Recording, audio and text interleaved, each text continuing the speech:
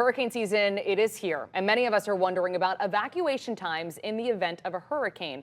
Thanks for sticking with us here. I'm Nicole Gabe. And I'm Russ McCaskey. There's a lot of confusion right now because of outdated information that's circulating. Wink News reporter Michelle Alvarez explains how Lee County authorities say the goal is to evacuate people just tens of miles, not hundreds, to keep them safe. When emergency officials say it's time to evacuate, that means leave. It can be a matter of life or death, just like when Ian hit in 2022.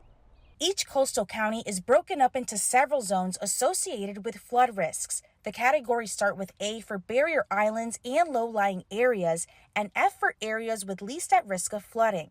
It's important to understand that each zone is given an evacuation time frame, which can vary from a few hours to a few days, depending on how hard and where a storm hits. Lee County Emergency Management said their goal is to have people evacuate tens of miles, not hundreds of miles, or to shelter in place if they're not under an evacuation order. Kevin Swanepoel lives in Bonita Springs, right in the middle of Lee and Collier counties. If you see a storm coming, what direction you have to go based on where the storm's coming from, and then just plan an evacuation route. You know, just be prepared.